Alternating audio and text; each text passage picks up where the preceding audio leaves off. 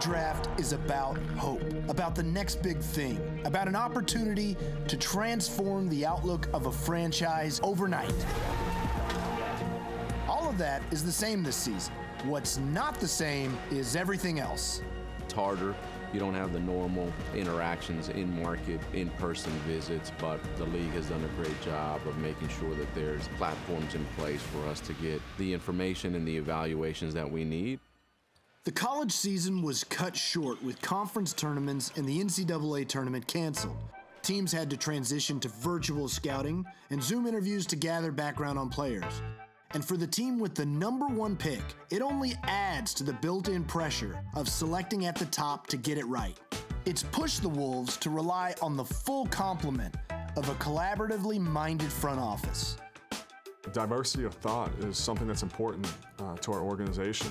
And for Gerson and Gianluca, who runs a lot of our draft efforts, Sachin Gupta, I think they appreciate the different viewpoint that we may bring too. We like to use data, but we also like to use feel to question that data. Having less data in terms of the season being cut short, that is a challenge, but we did get most of the season. We watch every minute of those guys' film, and we try to get access to as much intel and background and medical to help us make the best decisions. I tell people, if you're ever going to have the #1 pick, do it in a year where you've got 6-7 months to prepare. There's another thing. This is a draft without a clear-cut #1. To many experts, it's perceived to be a weak class. The Wolves take a best talent available approach.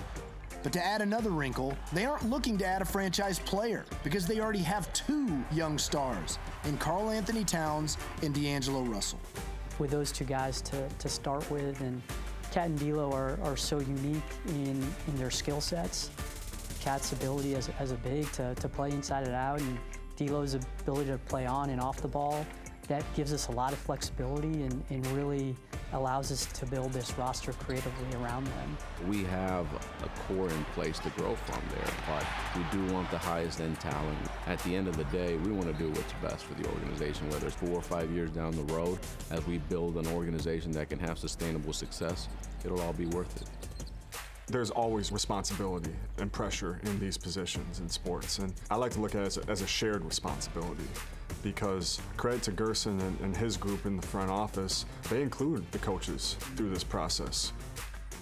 When you're working as hard to build something as special as we're doing here in Minnesota, you want these opportunities. It's the opportunity to move the organization forward.